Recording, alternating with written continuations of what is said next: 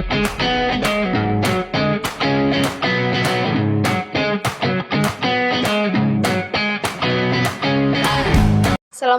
warahmatullahi wabarakatuh. Perkenalkan, nama saya Vanessa Eka dari Akuntansi kelas 3A dengan NIM 006. Nah, di sini saya akan membahas tentang artikel hasil penelitian berupa pengertian, karakteristik, dan yang terakhir itu contoh dari hasil artikel penelitian.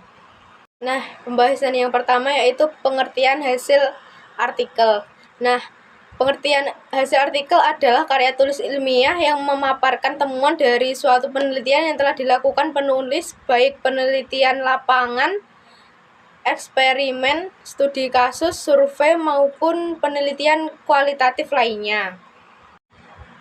Artikel ini biasanya dimuat di dalam jurnal ilmiah, proceeding, atau publikasi akademik lainnya. Struktur umum artikel hasil penelitian yang pertama yaitu judul, yang kedua abstrak dan kata kunci, dan yang ketiga pendahuluan, latar belakang, rumusan masalah dan tujuan, lalu yang keempat metode penelitian, yang kelima hasil dan pembahasan, yang keenam yaitu kesimpulan dan saran, lalu yang terakhir daftar pustaka.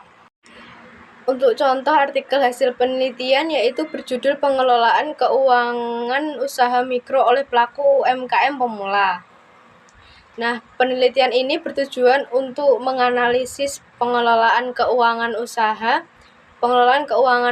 usaha mikro yang dilakukan oleh pelaku UMKM pemula, khususnya dalam aspek pencatatan, pemisahan keuangan pribadi dan keuangan untuk usaha.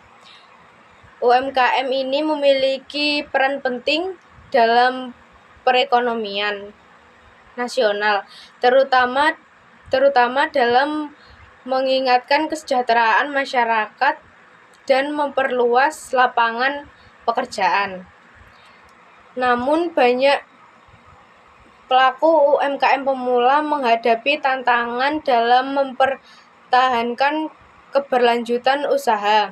Salah satunya yang pertama, kurangnya kemampuan dalam pengelolaan keuangan, yaitu berjudul Pengelolaan Keuangan Usaha Mikro oleh Pelaku UMKM Pemula.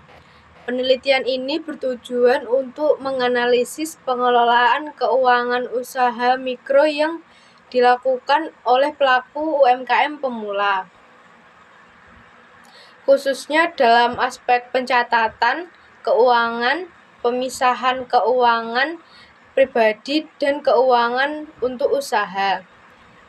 UMKM ini memiliki peran penting dalam perekonomian nasional, terutama dalam meningkatkan kesejahteraan masyarakat dan memperluas lapangan pekerjaan. Namun banyak pelaku UMKM pemula yang menghadapi tantangan dalam mempertahankan keberlanjutan usahanya. Salah satunya yaitu kurangnya kemampuan dalam pengelolaan keuangan.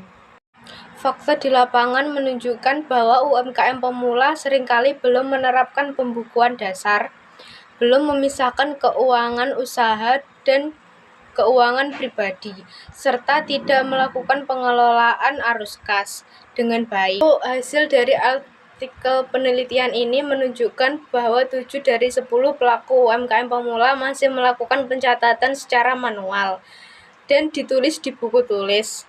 Pencatatan hanya berupa pemasukan dan pengeluaran saja, tanpa adanya format khusus. Tidak adanya pencatatan yang lengkap menyebabkan pelaku usaha kesulitan mengetahui perkembangan usahanya, menghitung laba bersih, serta menentukan kebutuhan modal. Nah, pengelolaan arus kas ini hampir tidak dilakukan oleh pelaku UMKM pemula. Mereka hanya fokus pada pemasukan harian tanpa menganalisis kebutuhan jangka pendek maupun jangka panjang. Akibatnya UMKM sering kesulitan beli bahan baku karena tidak adanya pengaturan kas keluar dan uang yang terencana.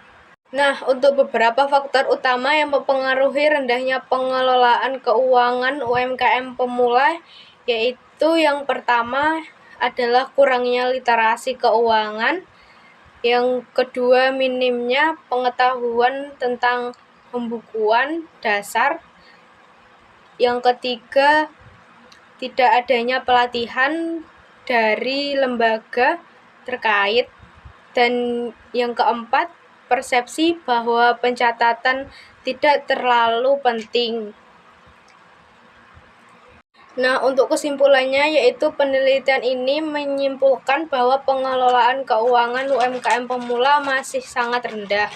Pelaku usaha belum menerapkan pembukuan sederhana, belum memisahkan keuangan usaha dan keuangan pribadi, serta belum mengatur arus kas secara terencana. Selain itu, pemanfaatan teknologi digital juga masih minim.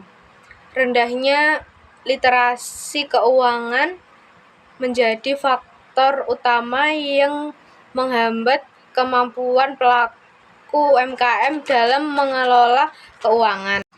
Lalu untuk saran dari artikel ini, yang pertama pelatihan intensif mengenai pembukuan sederhana bagi UMKM pemula. Yang kedua, edukasi tentang pentingnya pemisahan keuangan pribadi dan keuangan untuk usaha.